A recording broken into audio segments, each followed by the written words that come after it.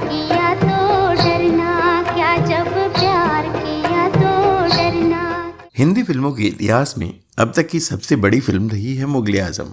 जिंदाबाद जिंदाबाद है मोहब्बत जिंदाबाद। इस फिल्म के निर्माण से लेकर रिलीज और यहाँ तक कि री रिलीज तक सब कुछ ऐतिहासिक रहा है।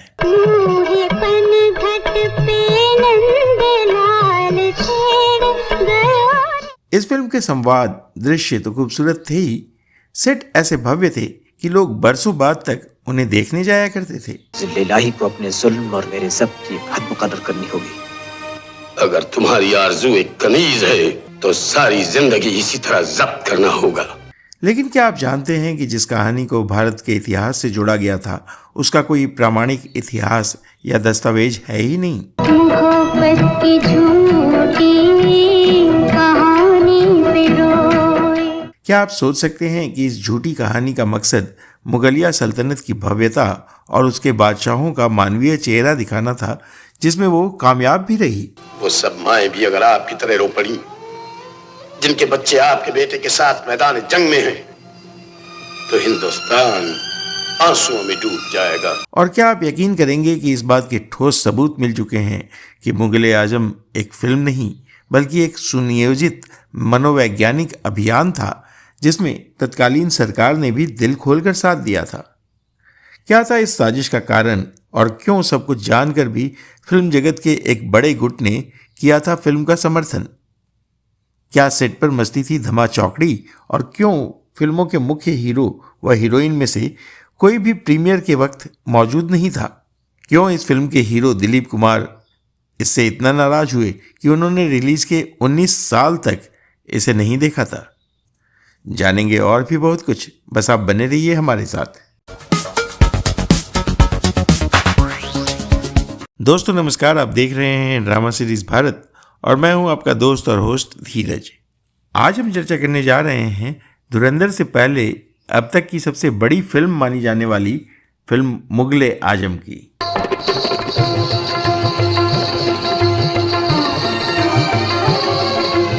सन 1960 में रिलीज मुगले आजम को अब तक की सबसे बड़ी ऐतिहासिक फिल्म माना जाता था। इसे डायरेक्टर के आसिफ ने एक जुनून के तौर पर बनाया था। आज भी लोग कहते हैं कि यह भारतीय सिनेमा की सबसे महान फिल्मों में से एक है। क्यों? क्योंकि इसकी भव्यता, शानदार सीन, दिल छू लेने वाले डायलॉग और गाने आज भी लोगों के दिलों में बसते हैं।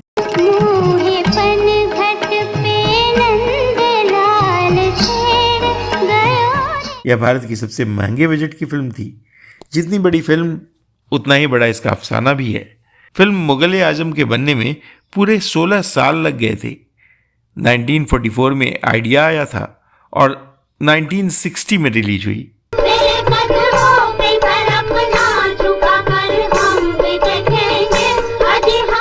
बीच बीच में बहुत सारी मुश्किलें आई, पैसे की कमी, एक्टर्स बदलते रहे।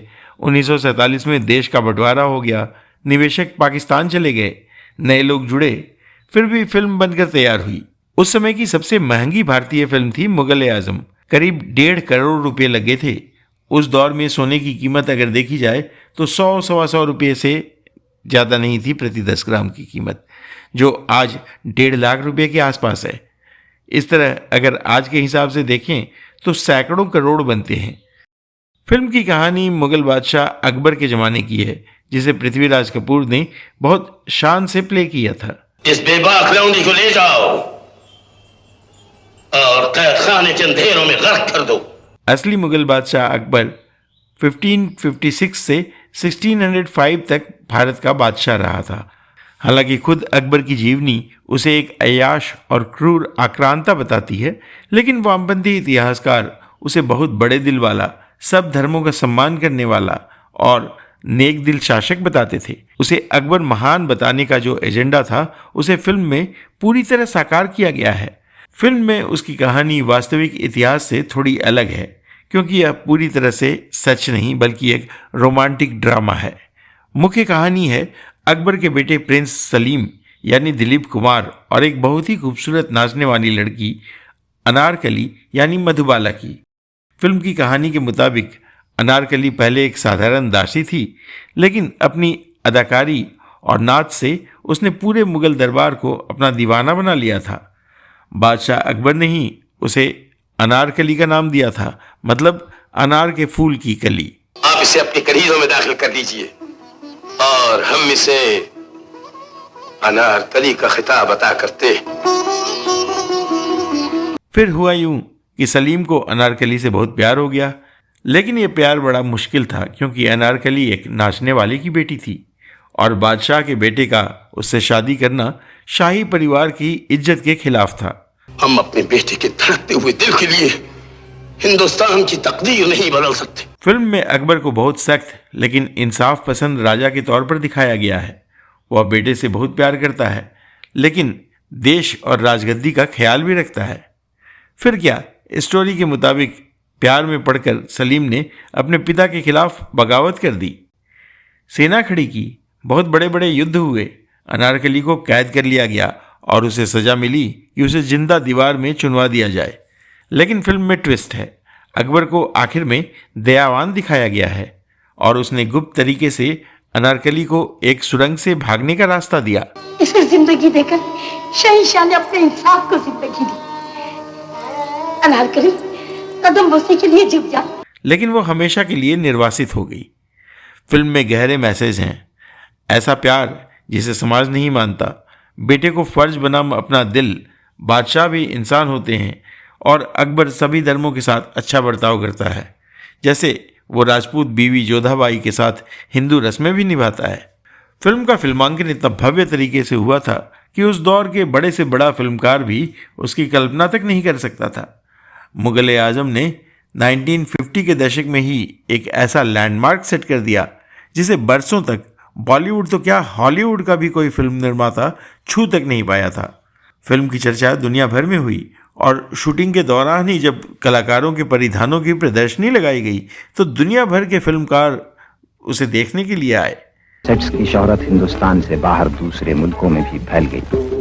अफगानिस्तान और सऊदी अरब के शाही मेहमान, नेपाल के वजीर आजम, इटली के मशहूर डायरेक्टर रोजालिनी, इंग्लैंड के मशहूर हिदायतकार डेविड लीन और चीन का कल्चरल डेलीगेशन मुगल आजम के सेट्स देखने के लिए आए। फिल्म की भव्यता का अंदाजा इसी से लगाया जा सकता है कि सिर्फ एक गाना, प्यार किया तो डरना क्या, का शीश महल वाला सीन जिसमें चारों तरफ दर्पण थे, उस सेट को बनाने में ही इतना खर्च हुआ जिसमें उस दौर की कई फिल्में बन जाती।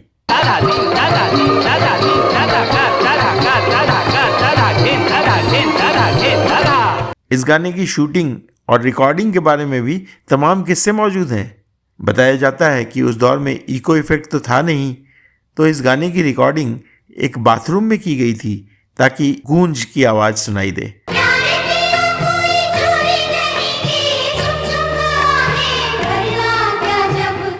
बहुत बड़े बड़े युद्ध के सीन, हजारों ऊंट, घोड़े, हाथी, 8000 से भी ज़्यादा एक्स्ट्रा कलाकार, सच में यह किसी महाकाव्य जैसा लगता है।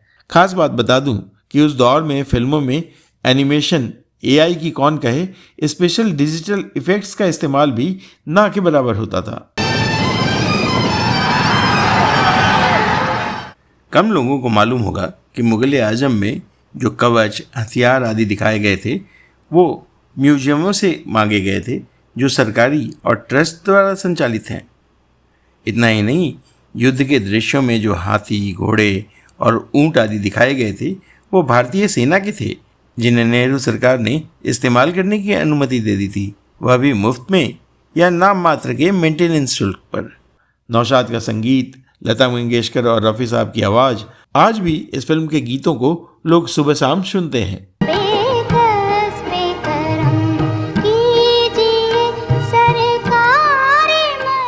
कहते हैं जिस दृश्य में सलीम मधुबाला के करीब बैठकर पंख से प्यार जता रहा है, उस दृश्य के बैकग्राउंड में एक आलाप है जिसे गाने के लिए बड़े गुलाम अली को उस दौर में 50,000 रुपये दिए गए थे।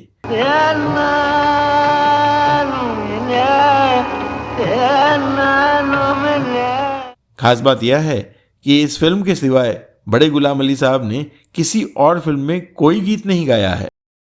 फिल्म रिलीज हुई तो इसने बॉक्स ऑफिस पर धमाल मचा दिया। मुगल आजम ने भारत में अकेले उस दौर के 11 करोड़ रुपए कमाए, जो उस जमाने में एक रिकॉर्ड था। मुगल आजम के टिकटों के लिए समंदर की मौजों की तरह लोग सिनेमा घरों पर टूट पड़े। जिधर आंख दिखी, लाखों इंसान का हजूम था।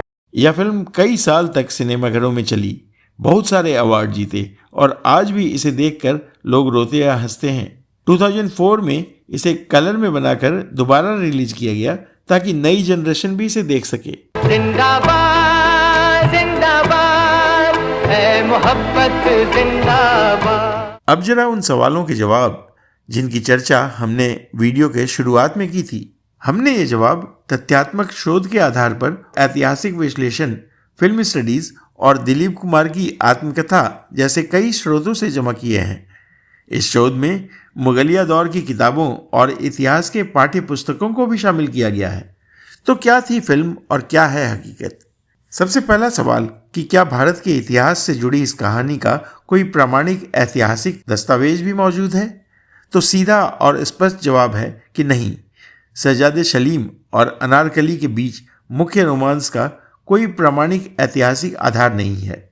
एक किंवदंती है, सत्य बिल्कुल नहीं है। मुगल दरबारी इतिहास जैसे अबुल फजल की अकबरनामा या जहांगीर की अपनी आत्मकथा तुजुक-ए जहांगीरी में अनारकली का कोई जिक्र नहीं है। यह कहानी सबसे पहले यूरोपीय यात्रियों जैसे विलियम फिंच, जो कि सन 1608 से 1611 तक के कालखंड में भारत आए थे, और एडवर्ड टेरी के वर्णनों में मिलती है। लेकिन ये अफवाहें हैं और ज्ञात तथ्यों से विरोधाभासी भी हैं। फिंच ने लिखा था कि अनारकली अकबर की बीवी थी और प्रिंस दानियल की माँ भी, जिसका असली नाम शाद बेगम था, मतलब वह सलीम की सौतेली माँ थी। फिंच ने सलीम का उसकी सौतेली माँ के साथ अफेयर के बारे में लिखा है, लेकिन रिकॉर्ड्स बताते हैं कि दानियल की माँ उससे पहले ही मर चुकी थी और कोई अजीब मौत नहीं हुई थी, बस नॉर्मल। तो यह बात गलत साबित हो जाती है। आधुनिक इतिहासकार जैसे लिसा बालाबन लीलार और अलैन डेसोलियरेस, जो मुगल इतिहास और उर्दू लिटरेचर के एक्सपर्ट हैं, कहते हैं कि अनारकली की यह पूरी कहानी लोककथा या रोमांटिक बनावट की कहानी है।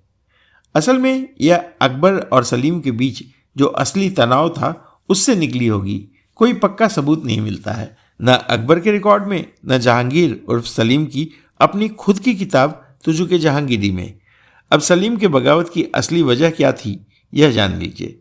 सन 1600 से 1604 तक सलीम ने अपने पिता अकबर के खिलाफ विद्रोह किया था, लेकिन प्यार की वजह से नहीं।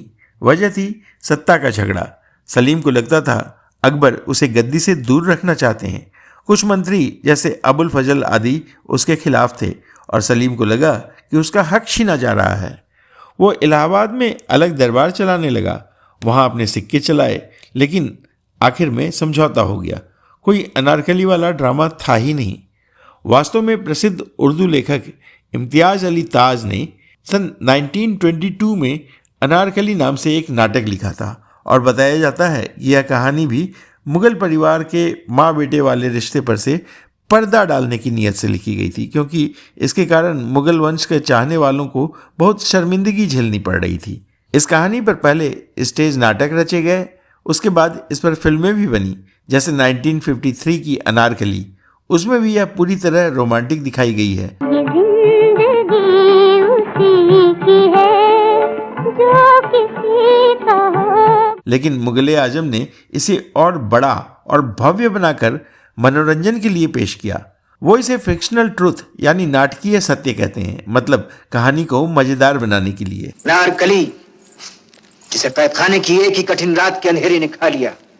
और लाहौर वाला अनारकली का मकबरा, वो जहांगीर के ज़माने में बना था, 1599 या 1615 के आसपास, लेकिन उसका इस वाली अनारकली से कोई पक्का कनेक्शन नहीं है। सदियों से वो जगह अलग अलग कामों में यूज हुई, कभी चर्च बनी तो कभी ऑफिस। आज भी वहाँ म्यूनसिपल कॉरपोरेशन का दफ्तर है। इस जगह पर पहले अनार के बगीचे थे और लोक किंवदंती के अनुसार इसे अनारकली से जोड़ दिया गया। हालांकि पाकिस्तान में भी इस मकबरे को लेकर कई चर्चाएं होती हैं। कुछ लोगों का मानना है कि अनारकली अकबर के हरम की एक खूबसूरत महिला थी जो मुग़ल सम्राट के बेगमों की तरह रहती थी, लेकिन सलीम से भी इश्क लड़ाती थी। कहा जाता है कि वो उसकी कनीज़ थी अकबर की। कई जगह पे जो मुग़ल रेफरेंसेस हैं वो इसके बारे में बिल्कुल साइलेंट हैं। तो जो हमें कुछ यूरोपियन रेफरेंसेस मिलते हैं उसके अंदर वाइफ भी लिखा हुआ है, लेकिन कनीज़ थी गालिबन। और फिर एक रक़्स की महफ़िल के दौरान मिरर में से अकबर ने देखा कि वो जहांगीर को कनखियों से इशारे कर रही हैं या लव वाले इशारे कर रही है, तो उस पर अकबर ने इसको कत्ल करने के अहकाम दे दिए। लेकिन इतिहासकार कहते हैं यह एक सिर्फ अफवाह है। तो कुल मिलाकर फिल्म में जो प्यार, बगावत, दीवार में चुनवाना आदि दिखाया गया है वह देखने में बेशक प्रभावशाली लगे, लेकिन असल ज़िंदगी में अनारकली शायद कभी थी ही नहीं, या अगर थी भी तो कोई महत्वपूर्ण किरदार के तौर पर नहीं थी। यह बस एक लोकप्रिय कहानी बन गई। फिल्म को देखकर मज़ा आता है, लेकिन इतिहास पढ़कर पता चलता है कि असली मुग़ल ज़माने में सत्ता, राजनीति और परिवार के झगड़े ज़्यादा थे। फिल्म में अकबर को एक टॉलरेंट लीडर दिखाया गया है जो सब धर्मों का सम्मान करता है, जैसे जोधाबाई नाम की काल्पनिक रानी के साथ हिंदू रस्में निभाता है। वह बेटे से मोहब्बत करता है, लेकिन राज की इज्जत के लिए सख्त फैसले लेता है। औरतों के साथ कोई नेगेटिव पक्ष नहीं। फिल्म में हरम या रखैलों तक का कोई जिक्र नहीं है। सब कुछ भव्य और रोमांटिक व नैतिक भी लगता है। अब जरा एक नज़र वास्तविक जलालुद्दीन मोहम्मद अकबर के व्यक्तित्व पर डालते हैं। इतिहास के स्रोतों जैसे अबुल फजल की अकबरनामा और दूसरे मुग़ल रिकॉर्ड्स से पता चलता है कि अकबर का हरम बहुत बड़ा था। अबुल फजल ने खुद लिखा है कि हरम में करीब 5000 महिलाएं थीं। इसमें रानियां, दासियां, नाचने वालियां, सेविकाएं और सेक्स स्लेव्स भी शामिल थीं। कुछ स्रोतों में आधिकारिक बीवियां 300 तक बताई गई हैं, जिनमें ज़्यादातर राजनीतिक शादियां राजपूतों से की गई थीं। लेकिन इसके अलावा सैकड़ों रखैलों और दासियां भी थीं। यह एक तथ्य है कि अकबर भेष बदलकर मीना बाजार जाता था, जहां से वह औरतें चुनता था। यह बाजार महिलाओं के लिए था, लेकिन बादशाह अपनी पसंद की औरतें चुन लेता था। यह महिलाएं कैद जैसी जिंदगी जीती थीं। हिजड़ों की निगरानी में पुरुषों की एंट्री नहीं और अकबर के अलावा कोई नहीं। सहमति का सवाल ही नहीं उठता है। यह एक तरह से स्लेवरी और एक्सप्लॉयटेशन या रखैल की कानूनी स्टेटस भी नहीं थी। अगर बच्चा होता तो थोड़ी इज्जत मिल जाती थी, लेकिन ज़्यादातर उनकी ज़िंदगी हायरार्की में रहती थी, रानियों से नीचे दासियों जैसी। यह एक्सप्लॉयटेशन था, वुमेन्स राइट, डिग्निटी और इक्वलिटी का उल्लंघन। आज हम इसे स्लेवरी या ह्यूमन ट्रैफिकिंग जैसा कह सकते हैं। फिल्म में इन सब को छिपा दिया गया क्योंकि मुग़ल आज़म मनोरंजन की फिल्म थी, भव्यता और रोमांस और मुग़ल साम्राज्य की महिमा दिखाने के लिए। अदालत दीवाने जज्बात में उबलती हुई मोहब्बत की दलीलें सुनना नहीं चाहती। अनारकली चाहती है, और अनारकली को मैं देना नहीं चाहता। अनारकली वाली कहानी खुद एक लोक कथा है, इतिहास नहीं। असली सलीम ने अपने पिता के खिलाफ बगावत सत्ता के लिए की थी, प्यार के लिए नहीं। फिल्म ने अकबर को आइडियलाइज्ड बनाया है, मानवीय चेहरा दिखाया है, लेकिन चारित्रिक पतन, एक्सप्लॉयटेशन, पावर अब्यूज़ को पूरी तरह से दबा दिया गया है। मुग़ल आज़म ने अकबर को एक महान संवेदनशील इंसान बताया है जो लोगों के दिलों में बस गया। लेकिन नैतिक नज़रिए से देखें तो असली अकबर एक पावरफुल राजा था जिसने औरतों के साथ बहुत गलत सलूक किया। हरम की सच्चाई, रखैलों की स्थिति, यह सब आज के मूल्यों से पूरी तरह गलत है। फिल्म ने मुग़लों की भव्यता को दिखाई, लेकिन हकीकत के काले पहलुओं को छिपाया और उसे आज के नैतिक मानदंडों के हिसाब से ढाला। अनारकली तुम्हारे काबिल नहीं।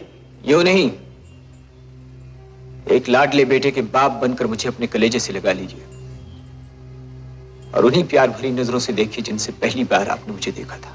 सवाल यह भी उठता है कि क्या ठोस सबूत हैं कि मुग़ल आज़म सिर्फ फिल्म नहीं बल्कि एक सुनियोजित मनोवैज्ञानिक अभियान था जिसमें तत्कालीन सरकार ने भी खुलकर साथ दिया था। हालांकि फिल्म मुग़ल आज़म को पारसी उद्योगपति शापूरजी पालोन जी ने निजी रूप से फाइनेंस किया था और कहा जाता है कि वो ऐसा इसलिए कर रहे थे क्योंकि वो अकबर के इतिहास में रुचि रखते थे। लेकिन वास्तविकता कुछ और थी। फिल्म का निर्माण स्वतंत्रता के पहले 1944 में शुरू हुआ था और विभाजन तथा प्राइवेट फाइनेंसर्स की समस्याओं से रुका था। फिल्म के एक प्रमुख फाइनेंसर थे बैंकर शिराज अली, जो देश विभाजन के बाद पाकिस्तान चले गए। हालांकि तब यह फिल्म दिलीप कुमार और मधुबाला की नहीं थी। उस दौर में चंद्रमोहन, सप्रू और नरगिस के साथ साथ बीना राय की स्टारकास्ट रखी गई थी।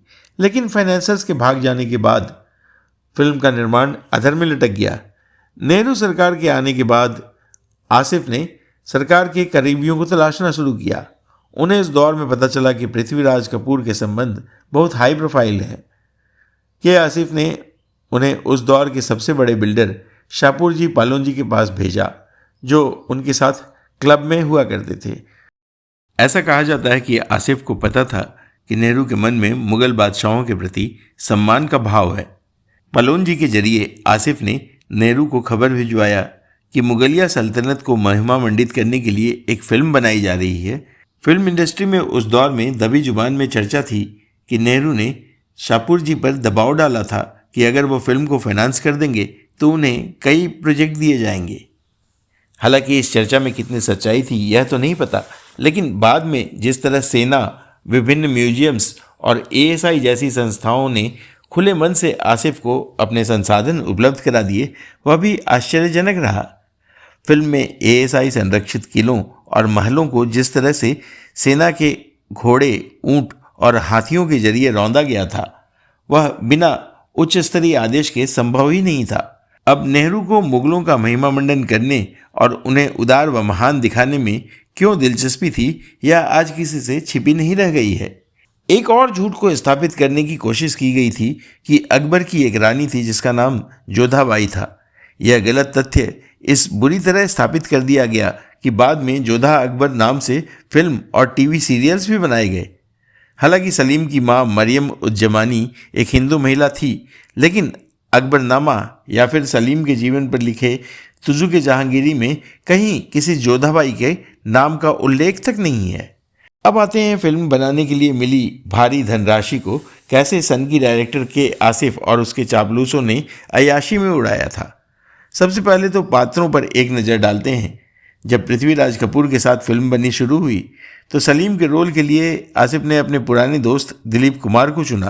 जब्त मैं करूं जिसकी दुनिया वीरान कर दी गई, और जब्त वो न करें जिनके सिर्फ शौक के बादशाहत को ठेस लगी है। नहीं शहजादे, ये बात नहीं, ये तुम्हारे महाबली की बादशाही नहीं खुदाई है कि वो दिलों पर भी पहरा लगा देना चाहते हैं। हीरोइन की बारी आई तो पहले साइन कर चुकी नरगिस ने काम करने से इनकार कर दिया, क्योंकि उस समय तक वह पूरी तरह से राज कपूर के कैंप में चली गई थी, जिन्हें दिलीप कुमार का प्रतिद्वंदी माना जाता था। अब एक नज़र डालते हैं कि सेट पर क्या धमा चौकड़ी मस्ती थी। दोस्तों, हालांकि के आसिफ खुद को फक्कड़ दिखा देते, लेकिन फिल्म निर्माण के हर पक्ष में उनकी शाह खर्ची और फिजूल खर्ची का ऐसा नंगा नाच दिखा कि निर्माताओं के साथ साथ कलाकार भी अचंभित रहते थे। हाँ, निर्माण कभी कभी अराजक भी था। देरी वर्षों तक चली, फाइनेंस की कमी हुई, कलाकारों की बाधाएं। सेट पर मधुबाला अपने जन्मजात हृदय रोग के कारण कई बार बेहोश भी हो गई थी। जेल के दृश्यों में उन्हें लोहे की जंजीरों से बहुत परेशानी आई और उनकी त्वचा भी घिस गई थी। यहाँ तक कि दिलीप कुमार को भी भारी कवच से कई बार परेशानियों का सामना करना पड़ा। दिलीप कुमार और मधुबाला के वास्तविक जीवन में ब्रेकअप से तनाव भी हुआ था।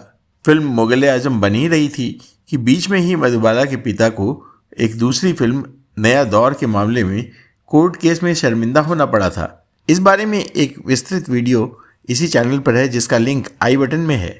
कहा जाता है कि उसी मुकदमे के कारण मधुबाला और दिलीप कुमार की दूरियां बढ़ गई थीं और दोनों में बातचीत तक बंद थी। लेकिन असली अराजकता फैलती थी के आसिफ की दूसरी बेगम निगार सुल्ताना के कारण, जो फिल्म में बहार का किरदार भी निभा रही थीं। निगार से के आसिफ ने फिल्म की शूटिंग शुरू होने के दौरान ही शादी की थी और सेट पर के आसिफ की अनुपस्थिति में निगार का ही राज चलता था। एक्स्ट्रा कलाकारों की कोई कमी न थी तो निगार उन्हें अपनी जागीर समझती थी। वो जब मन में आए एक्स्ट्रा कलाकारों के रोल और शिफ्ट बदल देती थी। हालांकि फिल्म के कंप्लीट होने तक आसिफ की यह बेगम भी बदल गई, जिसका जिक्र हम वीडियो में आगे करेंगे। कुछ तकनीकी मुद्दे भी आए, जैसे शीश महल के दर्पण में लाइट्स चमकते थे जिन्हें ठीक करना पड़ा। इसके बावजूद आसिफ की पूर्णवादिता ने मानो जादू रच दिया था। लेकिन सवाल यह उठता है कि क्यों मुख्य हीरो और हीरोइन यानी दिलीप कुमार और मधुबाला दोनों प्रीमियर पर मौजूद नहीं थे। प्रीमियर मुंबई के मराठा मंदिर में 5 अगस्त 1960 को हुआ था। मधुबाला अपनी गंभीर हृदय स्थिति के कारण इलाज के लिए लंदन चली गई थी और प्रीमियर में शामिल नहीं हो सकी। दिलीप कुमार ने व्यक्तिगत विश्वासघात के कारण बैकआउट किया। निर्देशक के आसिफ ने दिलीप कुमार की छोटी बहन अख्तर के साथ भागकर शादी कर ली थी, जबकि वह पहले से ही निगार के साथ शादीशुदा थे और उसके पहले भी सितारा देवी से उनकी शादी हो चुकी थी। दिलीप कुमार को यह धोखा लगा और उन्होंने फिल्म से पूरी तरह परहेज किया। उन्होंने इसे 1978 के आसपास लगभग 19 साल बाद फिल्म एंड टेलीविज़न इंस्टीट्यूट यानी FTII पुणे की क्लासिक रेट्रोस्पेक्टिव में देखा था। उनकी पत्नी सायरा बानो ने पुष्टि की थी कि 1966 की शादी के बाद के वर्षों में भी दुर्भाग्यपूर्ण घटनाओं के कारण कभी उन्होंने देखने का मौका नहीं मिला। बाद में उन्होंने इसकी कलात्मकता की सराहना की, लेकिन के आसिफ को उन्होंने कभी माफ़ नहीं किया और कभी सुलह नहीं की। संक्षेप में मुगल आजम एक सिनेमाई मास्टरपीस है जो किंवदंती को भव्यता से मिलाती है। हालांकि कुछ लोग साजिश को अतिशयोक्ति कहते हैं, लेकिन इसे सत्यता की कसौटी पर परखा जाए तो पूरी तरह वास्तविकता लगती है। मुगल आजम कोई साधारण फिल्म नहीं थी, यह एक साइकोलॉजिकल ऑपरेशन था, एक ऐसा प्रचार तंत्र जो इतिहास को कल्पना की परतों से ढक देता है, क्रूरता को रोमांटिक आकर्षण में बदल देता है और अत्याचार को काव्यात्मक सुंदरता से सजाकर प्रस्तुत करता है। इसने एक पूरी सभ्यता को यह यकीन दिला दिया कि उसके दमनकारी शासक ही उसके वास्तविक नायक थे। अल्हम्दुलिल्लाह, आज सलीम अकबर का जानशीन बन गया। मेरे अदल शहजादा नूरुद्दीन मोहम्मद सलीम की खिदमत में फरमान इरसाल हूं। 1960 में रिलीज हुई यह फिल्म के आसिफ के निर्देशन में बनी बॉलीवुड की सबसे भव्य रचनाओं में से एक मानी जाती है। लेकिन इसके पीछे छिपा है एक गहरा प्रोपेगेंडा जो नेहरू युग की सेकुलर नीतियों के अनुरूप मुगलों को महान और सम्मानजनक दिखाने का प्रयास था। यह फिल्म हिंदू दर्शकों के मन में मुगलों की क्रूर छवि को धुंधला करने और उन्हें भारतीय इतिहास के हीरो के रूप में स्थापित करने का सबसे बड़ा ऐतिहासिक प्रोजेक्ट थी। अब आइए इसकी कुछ परतें खोलते हैं और देखें कि कैसे यह कथा इतिहास से कितनी दूर भटक जाती है। फिल्म में अकबर को एक न्यायप्रिय सम्राट दिखाया गया है जो अपने बेटे सलीम की प्रेम कहानी के लिए हृदय विदारक निर्णय लेता है, लेकिन वास्तविकता इससे कोसों दूर थी। अकबर के हरम में करीब 5000 महिलाएं कैद थीं, न केवल पत्नियां बल्कि रखैलें और नृत्यांगनाएं, सेविकाएं और युद्धबंदी भी। मुगल दरबार में महिलाओं को अगवा करने के लिए एक विशेष विभाग था जो विजित राज्यों से खूबसूरत लड़कियों को छीन कर लाता था। यह महिलाएं समझिए किसी मांस की तरह खरीदी बेची जाती थीं और उनकी ज़िंदगी हरम की चारदीवारी में कैद रहती थी, हिजड़ों की निगरानी में जो उन्हें कैदियों की तरह पहरा देते थे। मुगल शासक महिलाओं को संपत्ति मानते थे, उन्हें खाने, फाड़ने और चबाने के लिए इस्तेमाल किया जाता था। अकबर जैसा तथाकथित उदार सम्राट भी इस प्रथा से अछूता नहीं था। उसके हरम में 3000 से 5000 महिलाओं के होने की बात विभिन्न स्रोतों में दर्ज है। फिल्म में क्या दिखाते हैं? सलीम और अनारकली की एक काल्पनिक प्रेम कथा जो ऐतिहासिक रूप से कभी हुई ही नहीं थी। अनारकली की कहानी एक किंवदंती मात्र है। कुछ स्रोतों में उसे अकबर की पत्नी या सलीम के सौतेले भाई दनियाल की मां बताया गया है। जैसा कि हमने पहले भी बताया था, पाकिस्तान में यह चर्चा आम है कि सलीम की सौतेली मां उस पर फिदा थी और अकबर ने उसे मरवा दिया था। लेकिन माँ बेटे का यह कथित रिश्ता मुगल इतिहास को कलंकित कर रहा था, जिस पर पर्दा डालने के लिए सभी बेताब थे। सलीम एक रखैल के लिए अपने पिता से विद्रोह करता है, इसका कहीं कोई प्रमाण भी नहीं है। असल सलीम, जो बाद में जहांगीर बना, अफीम का कट्टर आदी था। उसकी ज़िंदगी वासना और नशे में डूबी थी। शराब, अफीम और महिलाओं का नशा जो उसके स्वास्थ्य को तबाह कर गया। नूरजहां को पाने के लिए उसने उसके पति शेर अफगान को मार डाला था, एक हत्या जो प्रेम नहीं बल्कि लालच से प्रेरित थी। ऐसे में अकबर किसी महिला के प्रेम के लिए बेटे से टकराएगा, यह कल्पना तो है ही, फिल्म के इतिहास को रोमांच से भी सजाती है। फिल्म में अकबर की पत्नी, जिसे जोधाबाई या मरियम जमानी कहा जाता है, को श्री कृष्ण की पूजा करते और अकबर के माथे पर तिलक लगाते दिखाया गया है। यह कितना बड़ा व्यंग्य है। मुगल हरम में मूर्ति पूजा की सख्त मनाही थी। सभी महिलाओं को इस्लाम में कन्वर्ट कर दिया जाता था और उनकी स्वतंत्रता छीन ली जाती थी। हिंदू राजपूत राजकुमारियां राजनीतिक गठबंधनों के लिए शादी तो कर ली जाती थीं, लेकिन अकबर के हरम में उनकी धार्मिक स्वतंत्रता बहुत सीमित थी। हिंदू महिलाओं को मुगल दरबार में सम्मान मिला, लेकिन हरम की कैद में। फिल्म यह दिखाकर हिंदुओं को भ्रम पैदा करती थी कि मुगल एक पत्नी व्रत वाले थे, लेकिन सच्चाई यह है कि मुगल शासक हिंदुओं की तरह एक पत्नी से बंधे नहीं थे। उनके हरम में सैकड़ों नहीं हजारों महिलाएं थीं। फिल्म का क्लाइमैक्स सलीम का अकबर के विरुद्ध विद्रोह था, जो प्रेम के नाम पर किया गया था, लेकिन इतिहास कहता है कि यह विद्रोह लव स्टोरी से प्रेरित नहीं, बल्कि सत्ता की लालसा के कारण हुआ था। सलीम को लगता था कि अकबर के लंबे शासन के बाद अब उसका समय आ गया है। उसके मन में यह सोच थी कि उसका पिता कब मरेगा।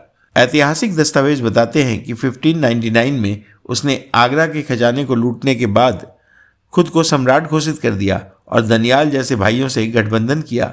कारण महत्वाकांक्षा, शराब और अफीम की लत, उत्तराधिकार पर असहमति। मुगलों की यह परंपरा रही है। पिता और भाइयों को सिंहासन के लिए मारना। बाबर से औरंगजेब तक यह खूनी खेल चला। राम लक्ष्मण जैसे भाई नहीं थे, वो क्रूर योद्धा थे जिनके पास वासना थी, प्रेम नहीं। मुगल आजम बॉलीवुड और नेहरू सरकार के सहयोग से हिंदुओं का ब्रेन वॉश करने का सबसे बड़ा प्रोजेक्ट था। यह फिल्म मुगलों को महान दिखाकर हिंदू मुस्लिम एकता का प्रतीक बनाती है, जबकि वो कट्टर थे जिन्होंने मंदिर तोड़े, कर लगाए और महिलाओं को गुलाम बनाया। आलोचक इसे इतिहास का ग्लॉसिंग ओवर कहते हैं, जहां विद्रोह को प्रेम से जोड़ा जाता है और क्रूरता को कविता से। लेकिन सच्चाई यह है कि मुगल भारत के अत्याचारी थे, न कि हीरो। यह फिल्म हमें याद दिलाती है कि सिनेमा सिर्फ मनोरंजन नहीं, बल्कि इतिहास को तोड़ने मरोड़ने का हथियार भी हो सकता है। समय है कि हम कल्पना से बाहर निकलें और इतिहास को उसके असली रंगों में देखें। तो दोस्तों, आपको यह वीडियो कैसा लगा हमें कमेंट बॉक्स में अवश्य बताएं। अगर आपके पास मुगल आजम से जुड़ी कोई और जानकारी हो तो वह भी हमें कमेंट बॉक्स में अवश्य साझा करें। तो अब दीजिए अपने दोस्त और होस्ट धीरज को इजाज़त। नमस्कार।